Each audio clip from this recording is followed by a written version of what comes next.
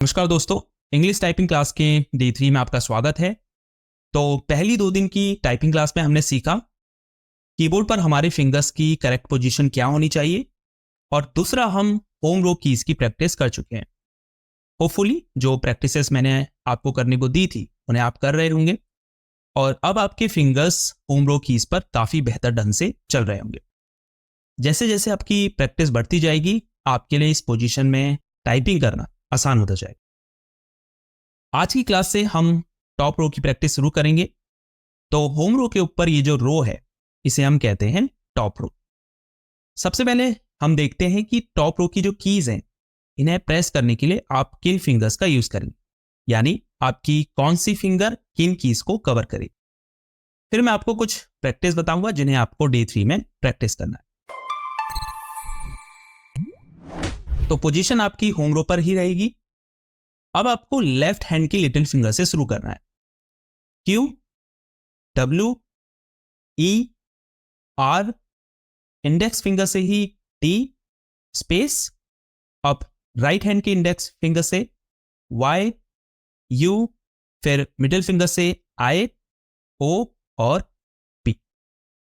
यानी ये जो 3 फिंगर है, लिटिल फिंगर, रिंग फिंगर और मिडिल फिंगर, ये तो अपनी पोजीशन से ऊपर की एक की को प्रेस करेगी, लेकिन जो इंडेक्स फिंगर है ये 2 कीज प्रेस करेगी। लेफ्ट इंडेक्स फिंगर कवर करेगी आर और टी और राइट इंडेक्स फिंगर कवर करेगी वाई और यू की को। फिर से एक बार देखते हैं। Q, W, E, R, T, space, Y, U, I, O, P.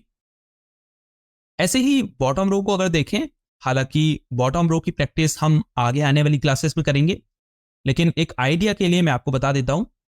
तो लेफ्ट हैंड से शुरू करें।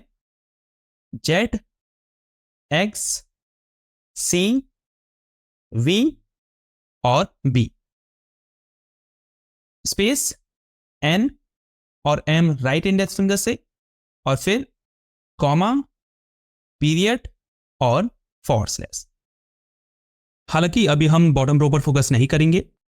तो ये तो आपको पता चल गया होगा कि आपको अपने किस फिंगर से टॉप रो की किस कीज को प्रेस करना है। आज की जो प्रैक्टिस है उसमें हम टॉप रो की सभी कीज को कवर नहीं करेंगे, बल्कि हम सिर्फ इंडेक्स फिंगर से ही प्रैक्टिस करेंगे। तो फर्स्ट प्रैक्टिस जो करनी है आपको, उसमें आपको ये करना है F, G, R, T, space, J, H, U, Y.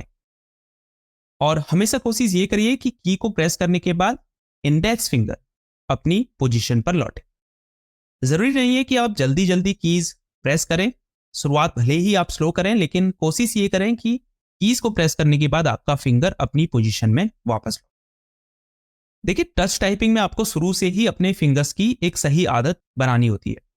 जरूर इसमें आपको शुरुआत में थोड़ा समय लगेगा, लेकिन धीरे धीरे आपकी एक हैबिट बन जाती है और फिर कुछ समय बाद आपको सोचना नहीं पड़ता कि मुझे अपने फिंगर को उसकी पोजीशन में वापस लाना है। तो फर्स्ट प्रैक्टिस तो आपको इंडेक्स फिंगर से करनी है। आप पैटर्न चेंज भी कर सकते हैं, जैसे राइट हैंड से शुरू कर सकते हैं। सेकेंड प्रैक्टिस में आपको मिडिल और इंडेक्स फिंगर इन दोनों से प्रैक्टिस करनी है। तो लेफ्ट हैंड के मिडिल फिंगर से शुरू करें। D, E, E, D, space, F, R, R, F.